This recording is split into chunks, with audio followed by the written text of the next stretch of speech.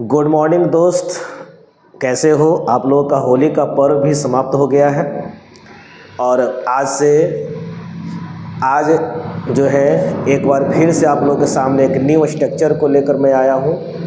और आज हम लोग ये सीखेंगे कि पास्ट की संभावना को हम कैसे दर्शाएंगे। प्रजेंट की संभावना, प्रजेंट की पॉसिबिलिटी हो, उसको दर्शाने के लिए वो मे का उपयोग करते हैं।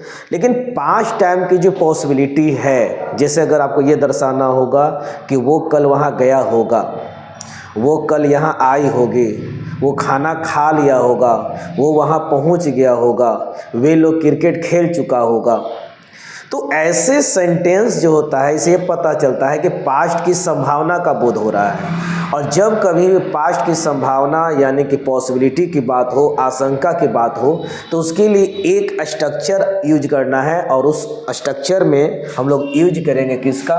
तो माइट का।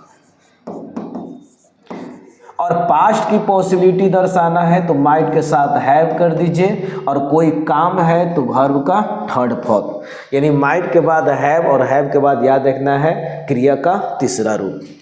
अब इसको कब तो याद रखना है,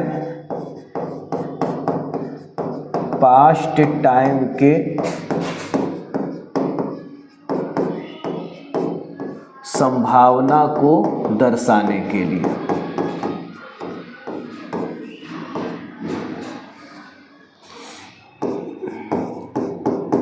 कहने का मतलब क्या हुआ?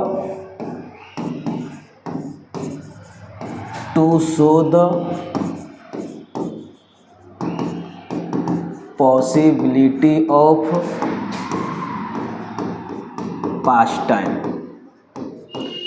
और इसका सेंस क्या होगा? कोई काम किया होगा। अब इसमें बच्चे कंफ्यूज क्या हो जाते हैं और कहाँ पर होते हैं?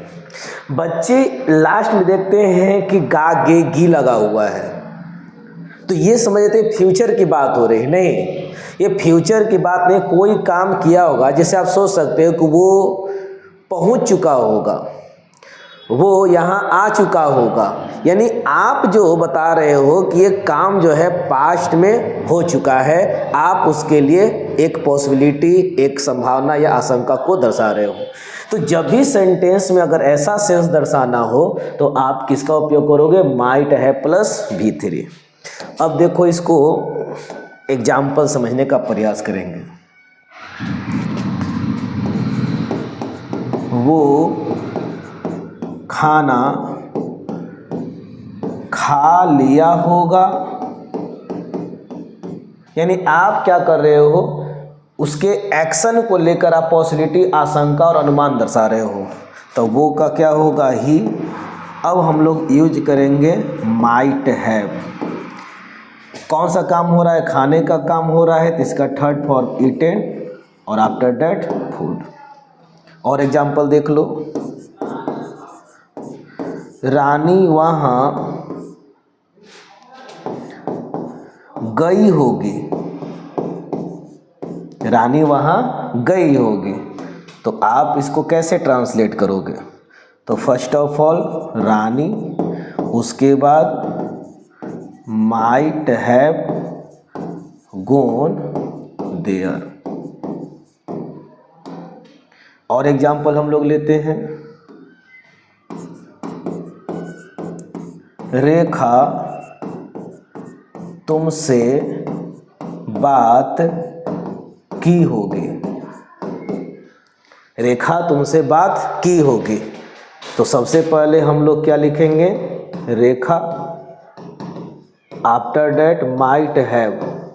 बात करना का जानते हो आप लोग, टॉक, हमको थर्ड फॉर्म का उपयोग करना है टॉक, इसके साथ टू प्रीपोजिशन लगेगा, टॉक टू यू, ये चीज़ है। या आप इसको ऐसे, तुम कल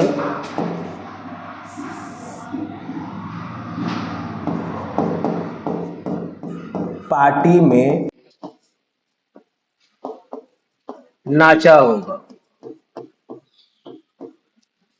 तो सबसे पहले यू माइट हैव, और नाचना का होता है डांस्ड, पार्टी में एट पार्टी, इस तरीके से। ओके, तो आज के लिए इसमें इतना, इसको आप रिवीज, आप इस पर प्रैक्टिस कीजिए और फिर हम लोग मिलेंगे नए स्ट्रक्चर को लेकर। Okay, bye.